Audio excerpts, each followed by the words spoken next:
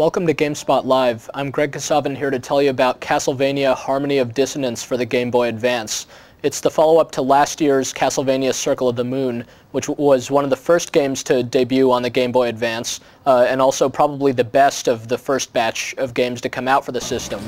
So not only is Harmony of Dissonance the follow-up to one of the best games yet for the Game Boy Advance, it's also the latest Castlevania game, and of course Castlevania is this long-running, really popular Gothic-themed side-scrolling action series, so everyone wants to know how good the latest Castlevania game is.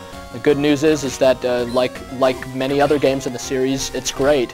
Whether it's better than Circle of the Moon is debatable, however. In some ways it is, and in other ways it's not quite as challenging and certainly at least different. Nevertheless, any Castlevania fan should feel like this latest game was worth the wait.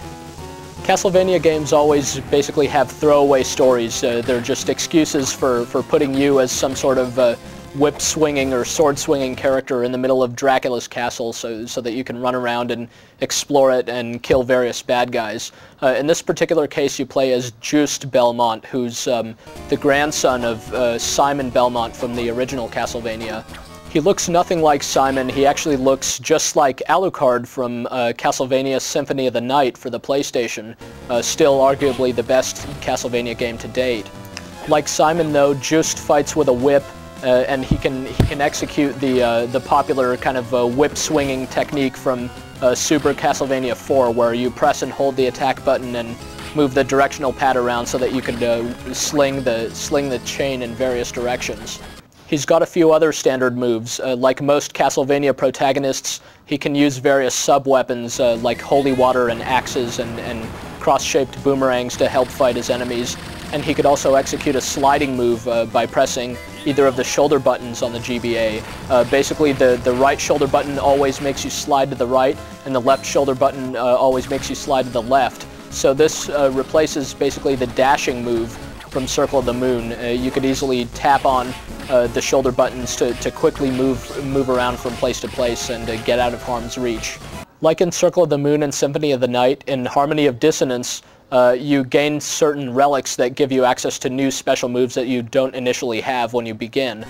These include a double jump and a slide tackle and a few other moves, and basically once you get these, you'll be able to explore other parts of the castle that you couldn't reach before. This is how the game manages to have a non-linear structure to it, much like a couple of its predecessors, and this kind of keeps you interested in exploring the action all throughout. Actually, you'll find that Dracula's castle has sort of two different dimensions to it. And is quite big, so things you might do in one dimension of the castle will affect the other side of it. Like its predecessor, Harmony of Dissonance just has tons of different monsters to fight. Some of them actually seem as though they've been ripped straight out of Symphony of the Night or Circle of the Moon, which might strike you as a little bit cheap, but still you'll appreciate having dozens of different things to fight, and you know, some monsters will only appear in single rooms of the castle, and you'll just enjoy seeing how much variety there is both in the enemies and in the different environments you'll go through. Of particular note, the boss battles in Harmony of Dissonance really look great. You fight these big, huge bosses that make pretty impressive use of the hardware's capabilities with lots of kind of rotation and other little special effects. The bosses in this game are actually quite a bit easier on the whole than they were in Circle of the Moon. And in general, Harmony of Dissonance just isn't nearly as hard as the last GBA Castlevania games. Even after you finish the game, there are a number of additional extras that you can unlock, which are actually pretty cool. One of them is a kind of a boss battle mode where you fight the various bosses in the game one after another. There are some other interesting hidden features that you might uncover as well.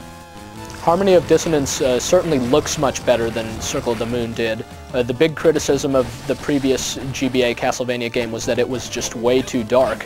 Even if you were playing the game in direct sun, it was sometimes hard to see what was going on.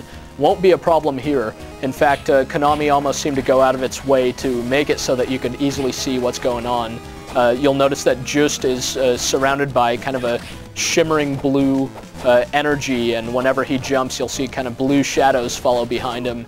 So Harmony of Dissonance by all means looks great.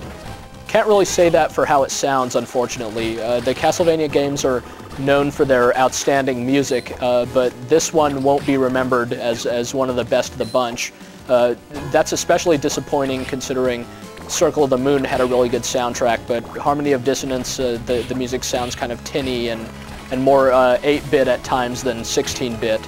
It's pretty simple, really. If you liked Circle of the Moon, you should give Harmony of Dissonance a shot too. It's got many of the same great qualities that the previous game had, and it improves on the previous game in a lot of ways as well. Some aspects aren't quite as good, but hey, it's still a Castlevania game and probably the only one we'll be playing for a while. And if by some chance you haven't played a Castlevania game before, then by all means you should start with this one.